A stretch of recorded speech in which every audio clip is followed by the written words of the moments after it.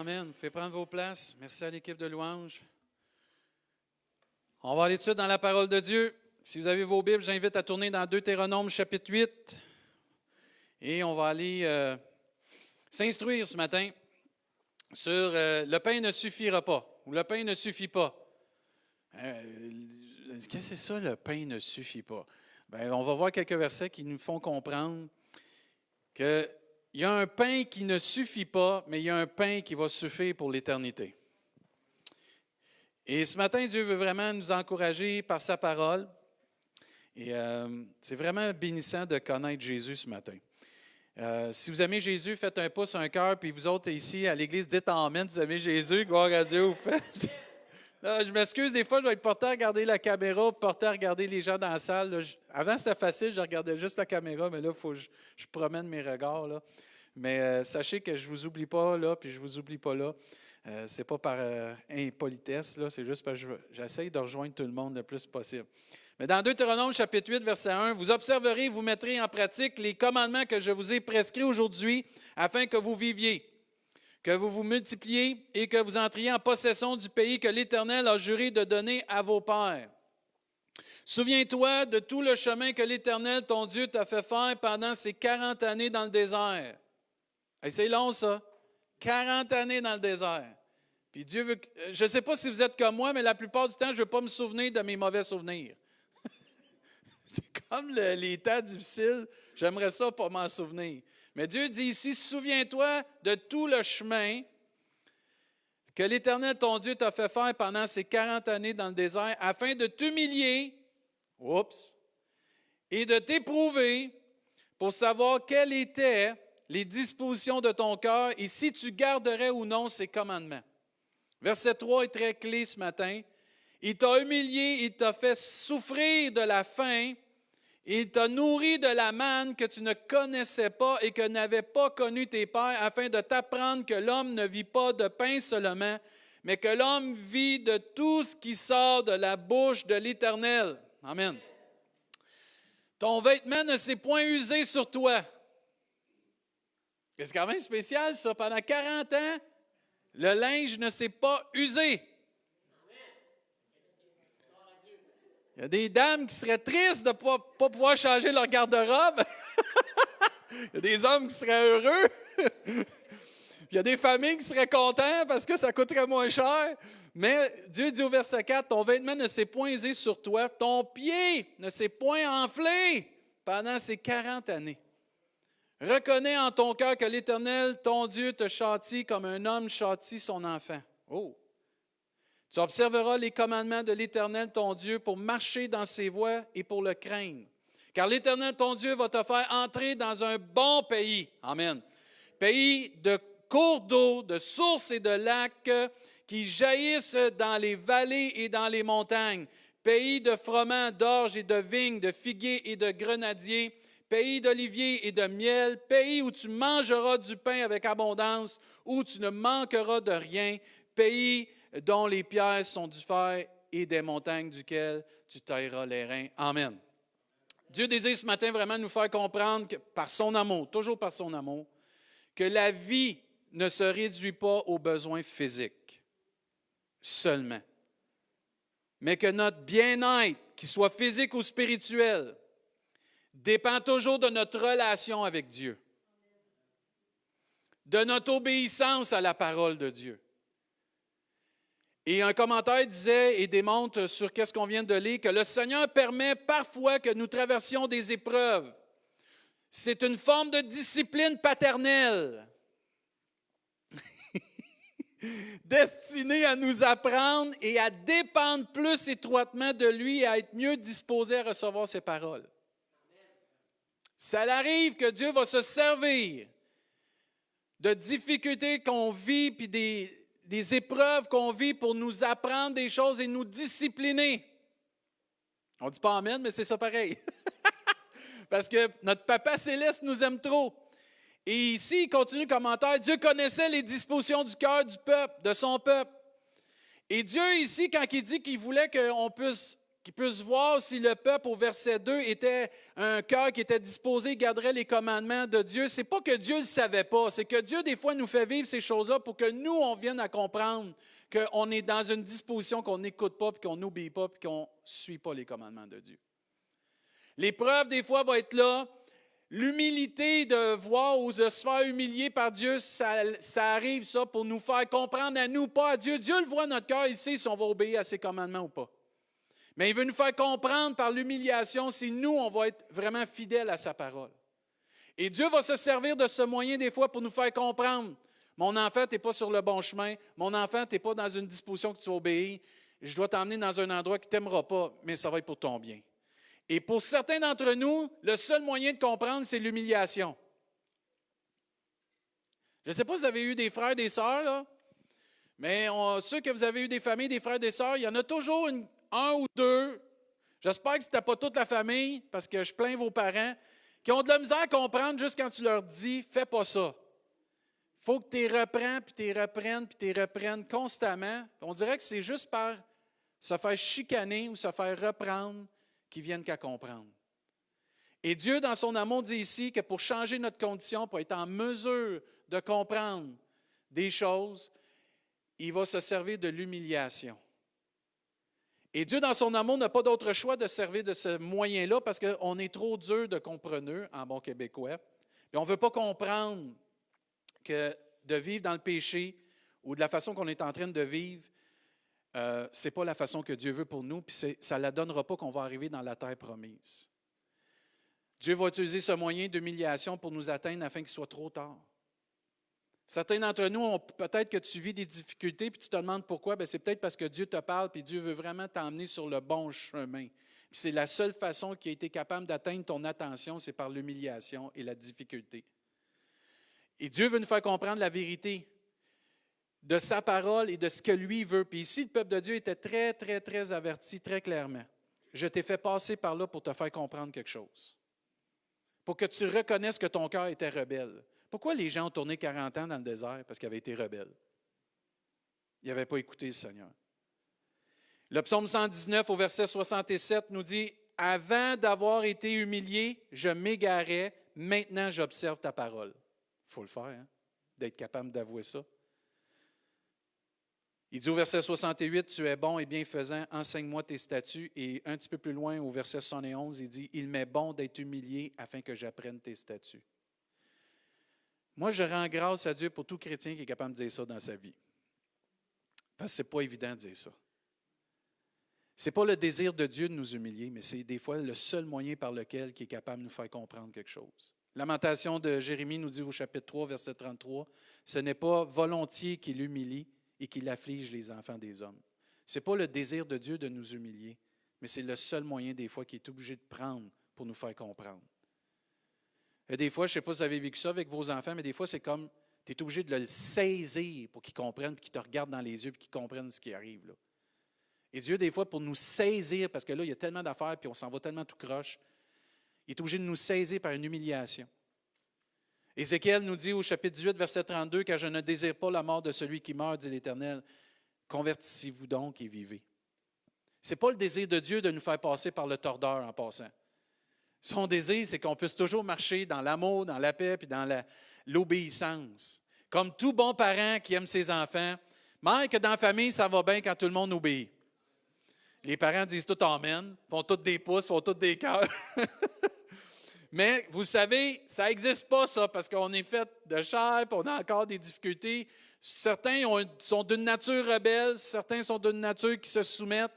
Les rebelles, c'est souvent ceux qui ont de la difficulté avec l'autorité, puis souvent ce qui arrive, bien là, tu es obligé de serrer à la vis, puis des fois, tu es obligé de prendre des moyens qui n'est pas nécessaire, puis tu es allé avec amour plusieurs fois, puis souvent, je suis convaincu, puis vous l'avez tous vécu, puis tout enfant de Dieu qui l'a vécu, Dieu nous vient toujours avec amour avant, nous avertir, puis à un moment donné, dans son grand amour, il dit, regarde, après 1, 2, 3 fois, tu ne veux pas comprendre, je vais te faire passer par l'humiliation, puis là, tu vas comprendre.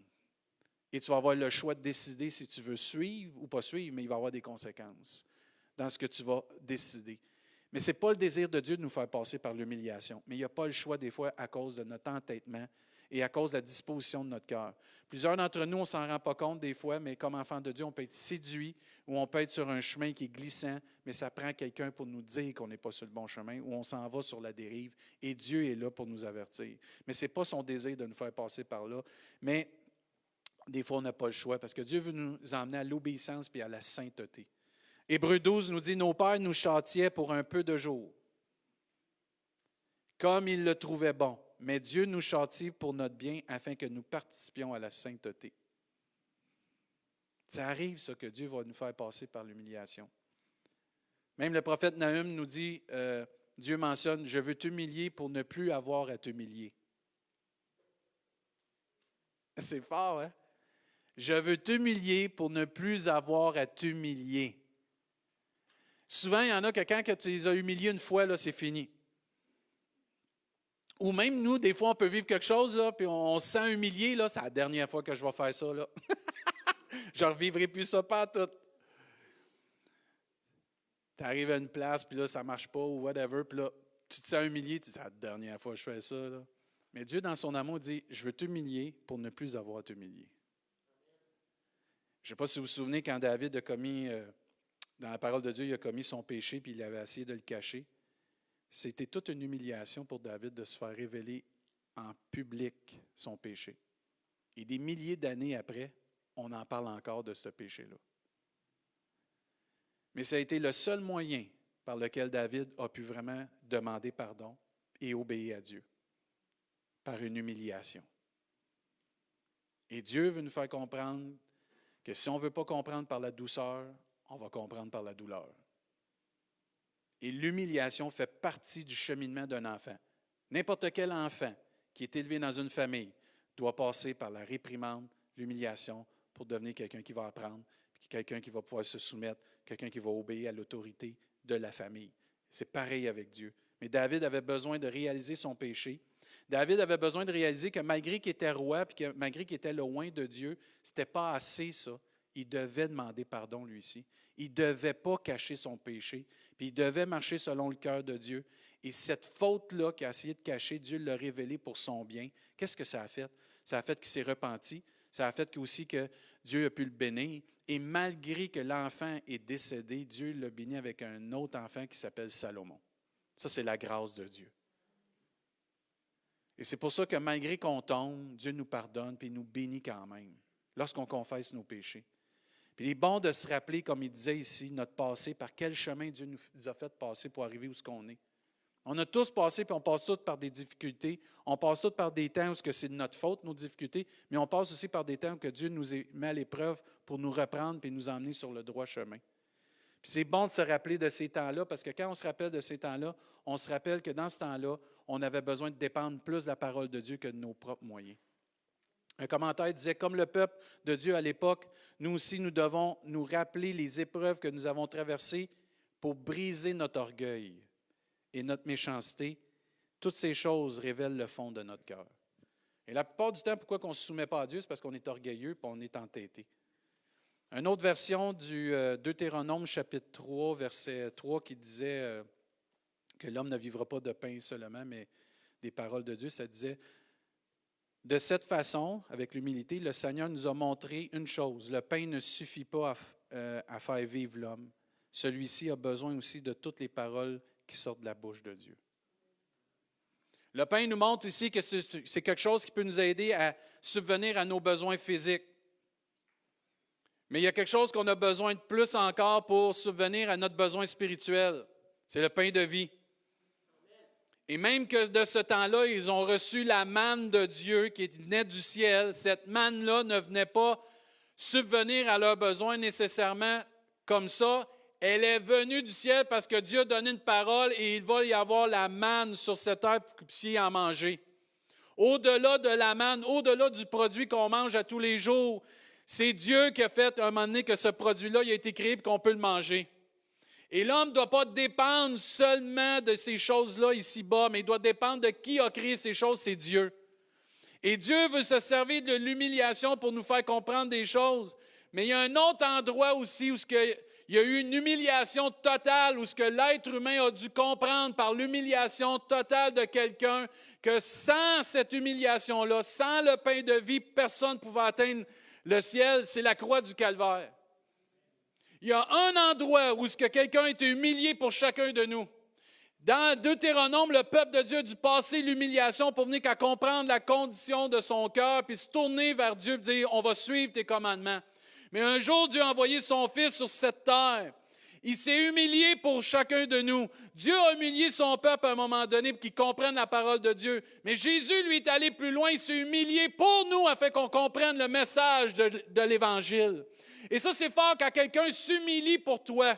Je ne sais pas si vous avez déjà vécu ça dans votre vie, mais quelqu'un qui a décidé de s'humilier à votre place, qui a décidé de subir l'humiliation à votre place. J'en vois pas souvent qui sont prêts à prendre le coup comme ça, de se faire humilier publiquement en passant, pas secrètement, pour que les autres puissent avoir la connaissance de la vérité. Et la croix du Calvaire, le mont Golgotha, c'est là où Jésus a décidé d'être humilié pour chacun de nous. Et la plupart du temps, les gens, quand ils regardent la croix, ils ont même dénoncé Jésus en voulant dire « Il est humilié parce que lui ne méritait pas ça, parce que lui, il a péché. » C'est faux. Dans Ésaïe 53, ça nous dit « Mépriser et abandonner des hommes, hommes de douleur et habitués à la souffrance, semblables à ceux dont détourne le visage.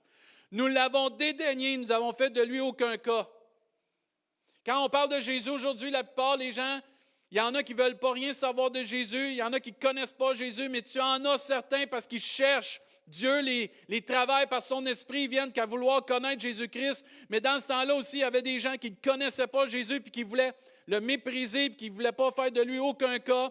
Ça nous dit au verset 4, « Cependant, ce sont nos souffrances qu'il a portées. » Et ce matin, si tu es enfant de Dieu, si tu connais la vie éternelle en Jésus-Christ, c'est grâce à Jésus-Christ qu'il a subi l'humiliation pour toi et pour moi. Il a été humilié parce qu'il a pris nos souffrances. Ça dit, c'est de nos douleurs qu'il s'est chargé. Nous l'avons considéré comme puni, frappé de Dieu et humilié. Et la plupart d'entre nous, on regardait la croix avant de connaître Jésus-Christ vraiment comme notre sauveur. Et peut-être tu écoutes cette prédication et tu te dis, Jésus, je ne suis pas sûr, Dieu, je ne suis pas sûr. Mais Dieu veut te parler ce matin que tu n'es pas le seul qui pensait que Jésus il était humilié, puni puis frappé de Dieu. Mais en réalité, ce n'est pas ça que Jésus était, parce qu'au verset 5, ça nous dit, mais il était blessé pour nos péchés. Il a subi l'humiliation pour toi et pour moi sur cette croix. Et Dieu veut te faire comprendre et veut nous faire comprendre que cette humiliation-là, il y en a juste un qui pouvait la prendre. Ton père et ta mère ne peuvent pas prendre cette humiliation-là. Ton pasteur ne peut pas prendre cette humiliation-là. Il n'y a pas personne dans l'histoire de toute l'humanité qui avait la capacité. Il y avait la sainteté, la sanctification, on peut dire l'identité pour le faire parce que Jésus, c'est le Fils de Dieu, c'est l'agneau de Dieu. Il y avait le seul qui avait l'étiquette, si tu veux, pour pouvoir faire ça. Et ça nous dit, au verset 5, il était blessé pour nos péchés, brisé pour nos iniquités. Et le châtiment qui nous donne ta paix, la paix avec Dieu est tombé sur lui. Et c'est par ses meurtrissures que nous sommes guéris. Verset 6, nous étions tous errants comme des brebis, chacun suivait sa propre voie. Et l'Éternel a fait retomber sur lui l'iniquité de nous tous. Amen. Même plus loin que ça, Jésus a été humilié publiquement quand ils l'ont pris et ils le frappaient. Ils ont mis quelque chose par-dessus son visage, puis à un moment donné, il le frappait, puis il dit « Prophétise, dis qu'il t'a frappé. » Ils ont craché à son visage, ils ont tiré la barbe, ils ont mis une couronne d'épines pour l'humilier. « C'est toi le roi des Juifs? » Ils l'ont battu de verge. Ils l'ont battu avec des fouettes qui avaient des grosses épines, puis ça l'a tout enlevé sa peau dans son dos. Il a tout subi cette humiliation pour que nous, on puisse connaître la vérité et suivre le chemin qui mène à la vie. Et l'humiliation que Dieu nous fait vivre quelquefois, c'est rien à comparer à ce que Jésus a subi sur la croix du Calvaire. Et nous, on se plaint un peu parce que Dieu nous châtie ou Dieu nous reprend un peu pour nous ramener sur le droit chemin. Aucun d'entre nous aurait eu la capacité de vivre la croix du Calvaire, mais nous étions tous destinés pour la croix du Calvaire. Tous et chacun, nous étions coupables et on méritait cette croix, mais il y en a un qui a décidé de s'humilier devant tout le monde, devant l'humanité entière. Puis même encore aujourd'hui, on parle de Jésus puis de la croix. Pourquoi? C'est le chemin qui mène à la vie. C'est le moyen de pouvoir avoir la paix avec Dieu.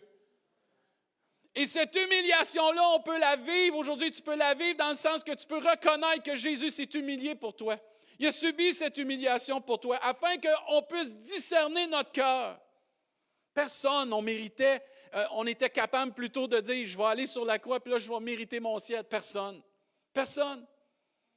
Personne. Mais on regarde la croix, puis on réalise, je ne suis pas digne d'aller au ciel. Je ne suis pas digne d'être pardonné de mes péchés. Je ne suis pas digne d'avoir tout ce que Dieu fait dans ma vie. Et c'est pour ça qu'on chante la grâce de Dieu. C'est pour ça qu'on chante « Grâce infinie de notre Dieu qui un jour m'a sauvé ». C'est pour ça que la grâce de Dieu est tellement importante. Jésus a été humilié pour nous faire comprendre qu'il y a un seul moyen pour être sauvé, c'est par lui. Jésus a été humilié afin qu'on puisse comprendre que rien dans notre vie pouvait être suffisant pour avoir la vie éternelle et le pardon de nos péchés.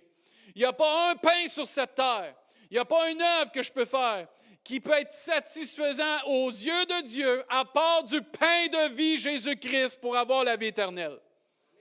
Et je rends grâce à Dieu ce matin que Jésus a décidé de vivre cette humiliation pour moi, pour toi, pour chacun de nous, pour toute l'humanité. Et cette humiliation devrait nous pousser à réaliser que nous ne pouvons pas subvenir à tous nos besoins.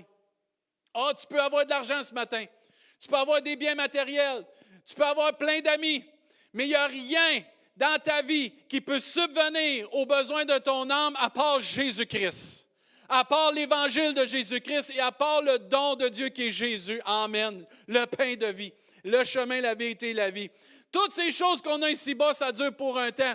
Tu ne les amèneras pas, je ne les amènerai pas dans ma tombe. Non, il n'y a rien que tu vas pouvoir emmener à ta mort. Il y a une seule chose que tu peux emmener avec toi qui va t'emmener au ciel, c'est Jésus-Christ. Amen. Et on ne peut pas réaliser qu'on a besoin de Jésus-Christ tant qu'on ne réalise pas l'humiliation qu'il a subie sur la croix pour nous. Tant que tu ne réalises pas que tu n'es pas digne, que tu ne mérites pas cela, tu ne viendras pas connaître Jésus-Christ. Et je prie ce matin que tu réalises que tout ce que tu as, c'est éphémère, mais que tu peux avoir quelque chose qui va te durer éternellement, la vie en abondance et la vie éternelle en Jésus-Christ. Et on a besoin que notre âme réalise cela, que tu réalises cela ce matin, que Jésus-Christ, c'est la parole vivante. Que Jésus-Christ est suffisant, parce que le pain n'est pas suffisant, mais le pain de vie, lui, il est suffisant en même. Il est suffisant pour te pardonner, mais me donner aussi la vie éternelle. La croix n'était pas destinée pour Jésus au début, c'était destiné pour nous. Mais lui a décidé de venir sur cette terre afin de vivre notre destinée. Parce que dans Philippiens chapitre 2 au verset 7, mais il s'est dépouillé lui-même. Jésus était au ciel, lui. Jésus était à la droite de Dieu, puis il était correct. Mais il s'est dépouillé lui-même. Il a eu un amour pour nous. Ce n'est pas de la pitié. Il a eu de l'amour pour nous. Il n'a pas eu pitié de nous. Il a eu de l'amour pour nous. Il a voulu se sacrifier. C'est ça l'amour. Entre autres, c'est le sacrifice de soi-même. Il a eu de l'amour pour nous en prenant une forme de serviteur. J'en vois pas souvent des patrons qui seraient prêts à aller laver les toilettes. Lui, il a fait plus que ça. Il est mort pour nous. Il est mort pour nous. En devenant semblable aux hommes, il a paru comme un vrai homme. Il s'est humilié lui-même. Il n'y a pas personne qui l'a humilié parce qu'il n'est pas allé sur la croix à cause de ses péchés. Il est allé sur la croix à cause de nos péchés. Il ne méritait pas ça, Jésus. Il s'est humilié lui-même, se rendant obéissant jusqu'à la mort, même jusqu'à la mort de la croix. Jésus, quand il a décidé de s'humilier, il a compris que s'il s'humiliait, il devait aller jusqu'au bout. Il dit, je vais y aller jusqu'au bout par amour.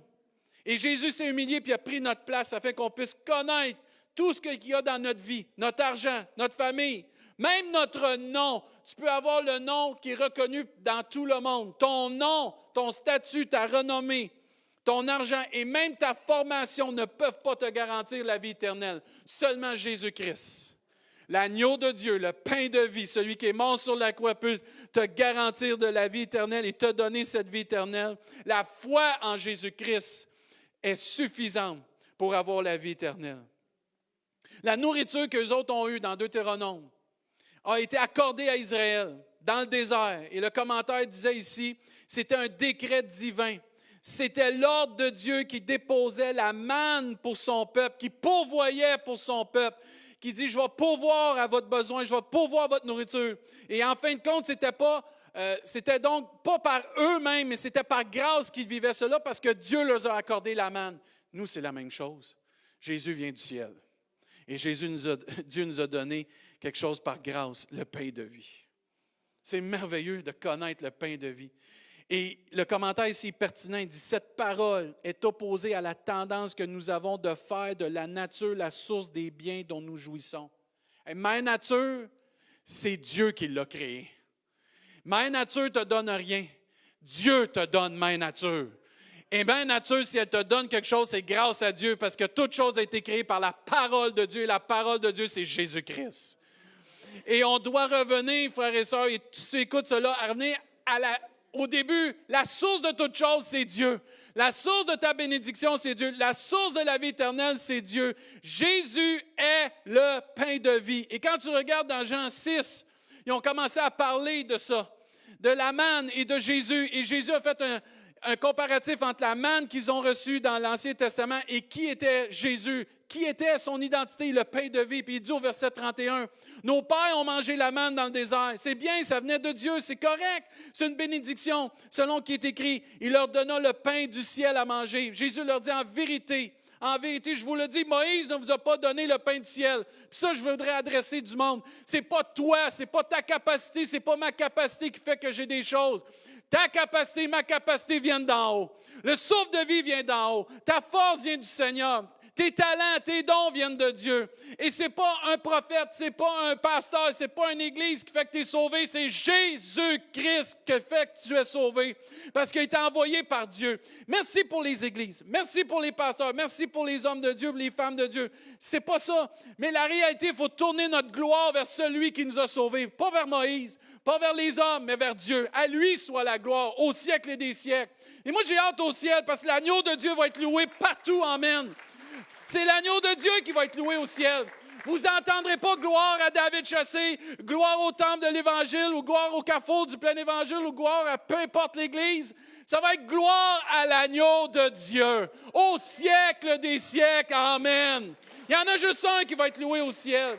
Il y en a juste un qui est digne parce qu'il a subi l'humiliation pour toi et pour moi. Il y en a juste un qui a été crucifié pour que tout être humain puisse être sauvé. C'est Jésus-Christ. C'est pas Mohamed, c'est pas Bouddha, c'est pas Mère Teresa, c'est même pas Marie. C'est Jésus-Christ. Amen. Puis Jésus ici, il déclare, c'est moi le pain de vie.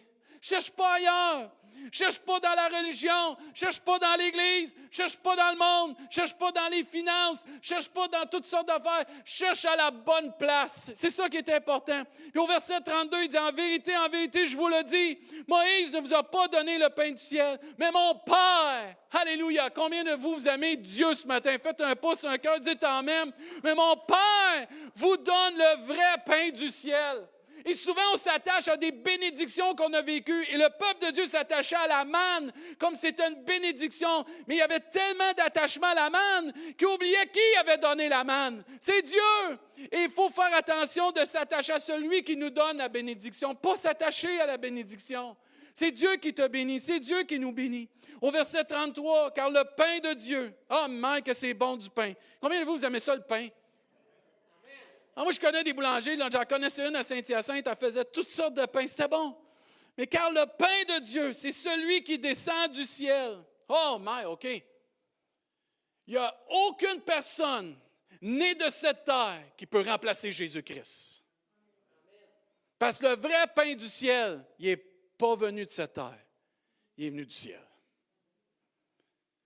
Car le pain de Dieu, c'est celui qui descend du ciel et qui donne la vie au monde.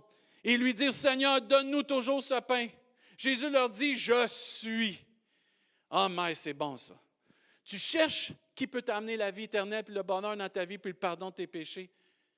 Trouve Jésus. Je suis le pain de vie. Celui qui vient à moi n'aura jamais faim. Celui qui croit en moi n'aura jamais soif. Moi, je dis amen à ça. Quand tu trouves Jésus, tu n'as pas besoin d'autre chose. Manque un amen, là. Quand tu trouves Jésus, tu n'as pas besoin d'autre chose pour satisfaire ton âme, pour avoir la vie éternelle. Il n'y a pas d'à côté. Il n'y a pas, tu sais, avec le Seigneur, c'est l'entrée, le repas puis le dessert au complet. Jésus continue au verset 49. Vos pères ont mangé la manne dans le désert et ils sont morts. Tu peux chercher ici-bas toutes sortes de choses spirituelles. Tu peux chercher dans des prophètes, dans des hommes, dans des églises, dans des mouvements, toutes sortes de choses. Mais tu ne trouveras pas ce que tu cherches tant que tu ne trouveras pas Jésus-Christ. Parce que tant que tu vas chercher ailleurs, même que tu vas manger des choses puis tu vas vivre une certaine bénédiction, tu vas mourir quand même sans avoir la vie éternelle parce que la vie éternelle se trouve en une seule personne, Jésus-Christ. Ça se trouve seulement dans l'agneau de Dieu. Et Jésus est clair, puis il leur dit, même aux Juifs, vos pères ont mangé la manne dans le désert, mais ils sont morts. C'est ici le pain qui descend du ciel afin que celui qui en mange ne meure point. Oh mais, ceux qui vont manger Jésus-Christ, qui vont l'accepter comme leur sauveur, qui vont croire en lui, ne mourront jamais. Ils vont vivre éternellement. Amen. Dites Amen, vous êtes contents de vivre éternellement par Jésus-Christ. Jésus continue, je suis le pain vivant qui est descendu du ciel. Si quelqu'un mange de ce pain, il vivra éternellement. Et le pain que je donnerai, c'est ma chair que je donnerai pour la vie du monde. C'est quand que Jésus est mort sur la croix, ça. Et là, Jésus parle puis il donne toutes ces choses à ses disciples. Et là, c'est rendu difficile pour certains. Quand vous lisez dans le chapitre 6, il y en a plusieurs qui ont commencé à quitter. Hey, ça s'en vient difficile ton affaire. Il y a juste une porte, il y a juste un chemin. Un peu comme Danny prêchait mercredi. Hey, moi, j'encourage à venir les mercredis. C'est vraiment bénissant en passant. Là. Si vous êtes capable de venir, là, on a des très bons temps de louange et des très bonnes prédications par nos frères et nos sœurs qui prêchent. Moi, je rends grâce à Dieu. Mais là, ici, là, c'est spécial de voir ça. Là. Tu te dis, il y a juste un chemin, il y a juste une vérité. Juste Jésus, je ne crois pas à ça. Et la plupart ont fait la même chose que toi, là, quand tu penses. Tu raisonnes. Là. Ils ont commencé à quitter. Pourquoi ce serait juste Jésus? Pourquoi juste Jésus? Pourquoi Jésus? Et même la plupart disaient, c'est Jésus, on le connaît, c'est le fils de Joseph. C'est le fils qui vient de Joseph et de Marie qui vient de Nazareth. Et la plupart disaient qu'il n'y avait rien de bon qui sort de Nazareth. Et Jésus va se tourner au verset 66 vers ses disciples. Dès ce moment, plusieurs de ses disciples se retirèrent et n'allèrent plus avec lui. C'était rendu dur. Parce que Dieu veut nous faire comprendre l'humiliation qu'on a de dire « Hey, je ne peux pas me sauver par moi-même, je ne peux pas me sauver par mes œuvres, je ne peux pas me sauver parce que je viens à l'Église. Je peux juste être sauvé parce que j'ai reçu Jésus comme mon sauveur puis je crois en Jésus-Christ comme le seul Seigneur, le seul vrai Dieu, le pain de vie. » Puis au verset 67, Jésus dit à ses 12 apôtres, « Et vous, ne voulez-vous pas aussi vous en aller? » Et Jésus te pose cette question-là ce matin. Et il nous pose cette question-là. Toi aussi, tu veux-tu t'en aller? Il y a plein de sorties sur l'autoroute qui mène au ciel. Ce n'est pas le temps de sortir de l'autoroute, c'est le temps de s'en aller tout droit. C'est le temps de prendre l'autoroute qui mène au ciel. Ce n'est pas le temps de prendre une sortie, là, parce que ça ne tente pas, parce que ça ne fait pas ton affaire, parce que Dieu est en train de t'humilier, parce que Dieu est en train de te travailler pour t'emmener sur le chemin. Frères et sœurs, il faut s'humilier à un moment donné, puis piler sur notre orgueil, puis demander pardon à Dieu. Et là, Simon-Pierre, notre fougueux Simon-Pierre, celui qui se met toujours les pieds d'un plat, répondit, « Seigneur, à qui irions-nous? Tu as les paroles de la vie éternelle. Et nous avons cru, et nous avons connu que tu es le Christ, le Saint de Dieu. » Moi, je dis gloire à Dieu pour ça. Toute une déclaration. Tu ne peux pas déclarer ça si tu n'as pas connu et cru que Jésus-Christ est le Saint de Dieu. Tu ne peux pas dire à qui irions-nous qu'à toi, tu as les paroles de la vie éternelle, tant que tu n'as pas connu Jésus comme ton sauveur personnel. Tu ne peux pas être comme Pierre et dire ça, tu as les paroles de la vie éternelle, tant que tu n'as pas cru. Tu n'es pas venu qu'à connaître personnellement Jésus comme ton sauveur. Et Dieu veut que tu connaisses Jésus comme ton sauveur personnel ce matin pour que toi aussi tu puisses dire, moi aussi j'ai cru et j'ai connu personnellement que tu es le Christ, le Fils de Dieu vivant et tu as les paroles de la vie éternelle. Amen. Il y en a juste un qui a les paroles de la vie éternelle. Le pain ne suffit pas pour entrer dans la terre promise. Mais le pain de vie, lui, il suffit pour avoir la vie éternelle. Et Jésus est notre pain de vie. La manne du ciel venait de Dieu, mais Jésus aussi vient du ciel, puis il vient de Dieu. Amen. Car Dieu a tant aimé le monde qu'il a envoyé son Fils unique afin que quiconque croit en lui ne périsse point, mais qu'il ait quoi? La vie éternelle. Jésus est notre pain de vie. Si Jésus est ton pain de vie ce matin, dis Amen. Oh, fais un pouce, fais un cœur ce matin, c'est éternel. Gloire à Dieu. Et ce que j'aime avec le Seigneur, c'est que quand tu t'occupes des choses de Dieu, il s'occupe de toi. Quand tu t'occupes des choses de Dieu, il s'occupe de toi. Dans Deutéronome, il devait s'occuper de certaines choses, entre autres l'obéissance au commandement de Dieu pour que Dieu s'occupe d'eux. Et Dieu s'est occupé d'eux en leur donnant des souliers qui ne se s'usaient pas, des vêtements qui ne s'usaient pas, puis ainsi de suite, vous lisez. Et Dieu a pourvu à leurs besoins. Et un commentaire disait, « Aucun enfant de Dieu ne doit manquer de confiance envers le Père. Et il doit toujours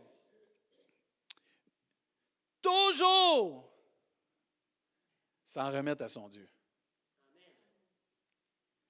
Il dit, il doit encore moins suivre la voie du péché pour assurer sa subsistance.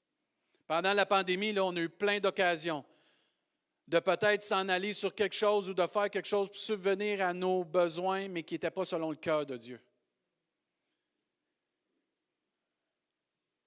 Le pain ne suffit pas. Et l'homme ne doit pas vivre juste du pain, mais il doit vivre de toute parole qui sort de la bouche de Dieu. Parce que l'homme ne vivra pas de pain seulement, mais de toute parole qui sort de la bouche de Dieu. Et malgré tout ce qu'on peut vivre, si on décide de s'occuper des choses de Dieu, Dieu va s'occuper de nous. Quel que soit le chemin qu'une personne emprunte, dit le commentaire, dans l'exercice de la piété, Dieu veillera à sa subsistance. Amen. Dieu pourvoit à tous nos besoins. Jamais Dieu ne délaisse qui se confie en lui. Amen. Et cette vérité s'applique aussi au niveau spirituel. La parole de Dieu est la nourriture de l'âme. Christ est la parole de Dieu et en lui on vit. Et en lui on va vivre pour l'éternité.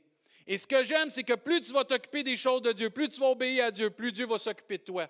N'est-ce pas Dieu qui dit, cherchez premièrement le royaume et la justice de Dieu, et toutes ces choses vous seront données par-dessus.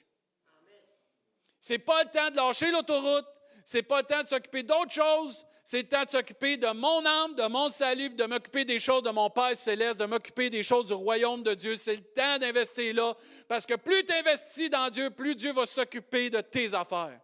Parce que Dieu, ce que j'aime, c'est plus j'investis en lui, plus il investit en moi. Amen. Plus j'investis dans les choses de Dieu, plus j'obéis à ce que Dieu me demande de faire. J'écoute et je me mets vraiment en obéissance à la parole de Dieu. Dieu, lui, s'occupe. Vous ne pensez pas que Dieu peut s'occuper de nos finances? Vous ne pensez pas que Dieu peut s'occuper de la nourriture? Vous ne pensez pas que Dieu peut s'occuper du vêtement? Le lys des champs n'a jamais été aussi beau. Même Salomon n'a jamais été aussi vêtu qu'un lys des champs, nous dit, et Dieu va pourvoir à nos besoins.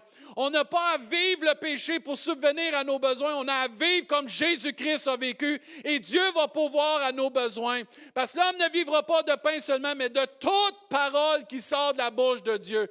Commençons à confesser les promesses de Dieu, à prophétiser les promesses de Dieu, à remettre notre sort entre les mains de Dieu, puis arrêter d'être autosuffisant, puis de dépendre de Jésus-Christ. Amen. C'est le temps de se réveiller parce que Jésus est là pour nous aider, mais il est lié parce qu'on n'a pas la foi en lui. Et ses frères et sœurs, c'est le temps de manger puis de vivre le pain de vie. Si tu as une situation dans ta vie qui te dépasse, fais confiance à Dieu. Mais arrête pas de faire ce que Dieu te demande de faire. Je t'en supplie parce que Dieu va s'occuper de tes affaires parce que tu t'occupes de ses affaires. Et plus tu vas investir dans le royaume de Dieu, plus Dieu va investir dans ta vie. Oh my oui. Parce que Dieu il cherche ceux qui l'aiment. Puis ceux qui l'aiment, ils s'occupent de ses affaires. Ah, moi, je l'aime le Seigneur, mais je ne fais rien pour Dieu. C'est pas vrai que tu l'aimes. Moi, si je dis que j'aime ma femme puis que je ne fais rien pour ma femme, là, tout le monde va dire, tu ne l'aimes pas ta femme. Puis ils ont raison de dire ça. Ça veut dire, pour Dieu, c'est la même chose. Excusez, je suis cru ce matin. Excusez, je suis direct ce matin, mais c'est fort dans mon cœur. Que là, c'est le temps de s'occuper des choses de Dieu. Et je veux nous rappeler, pendant que l'équipe de louange s'avance, Dieu désire, comme j'ai dit ce matin, de nous faire comprendre ce matin, dans son amour, pour nous, que la vie ne se réduit pas aux besoins physiques, mais que notre bien-être, tant physique et spirituel, dépend de notre relation avec Dieu et notre obéissance à Dieu. Les enfants retournent à l'école, là. Arrêtons d'avoir peur. L'ange de l'Éternel campe autour de ceux qui le craignent et les arrache au danger. On a un Dieu qui nous protège à l'ombre du Tout-Puissant. Il faut remettre nos enfants dans les mains de Dieu, puis qu'eux, ils apprennent à se confier en Dieu, puis à prier Dieu, puis demander la protection de Dieu sur leur vie. Mais il faut arrêter d'être des chrétiens qui voient que Dieu est petit. Notre Dieu, il est grand. Dieu, il a pris soin de son peuple dans le désert, il a pris soin de son peuple. Toute l'histoire du peuple de Dieu, Dieu il a pris soin de son peuple. Nous sommes encore le peuple de Dieu, à ce que je sache, amen. Et moi, je veux voir la gloire de Dieu, mais il faut que je fasse confiance à Dieu. Tu dois faire confiance à Dieu. On doit faire confiance à Dieu. Mais je suis attristé de voir que certains d'entre nous, on minimise la puissance de Dieu. Mais Shadrach, Meshach et Abednego, là, ils étaient dans la fournaise, puis Dieu les a protégés. On n'est pas dans une fournaise, nous autres, là. Mais Dieu va nous protéger quand même. La Bible nous dit, béni est celui qui se confie en l'Éternel. Si vous voulez être béni, si on veut être béni, il faut se confier en Dieu ce matin. Puis le pain qu'on a, ce n'est pas suffisant. Ça ne suffit pas. Va chercher le pain de vie. Va chercher le pain de vie pour tout ce que tu as besoin dans ta vie. J'aimerais qu'on puisse se lever à notre place. C'est vraiment fort sur mon cœur qu'on se confie en Dieu, qu'on se replace en Dieu, que peut-être toi, là, tu comprennes l'humiliation de Jésus à la croix du Calvaire pour ton salut. Puis on va prier pour le salut ce matin. Moi, je veux rendre gloire à Dieu qui est suffisant ce matin.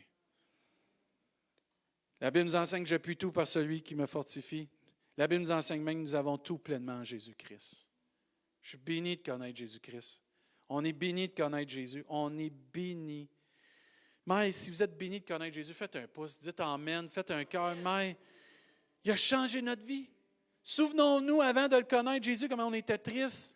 Souvenons-nous comment, avant de connaître Jésus, on cherchait à droite et à gauche, on n'était jamais satisfait. On n'avait pas les réponses à nos questions. Mais quand on a rencontré Jésus, ça a changé notre vie.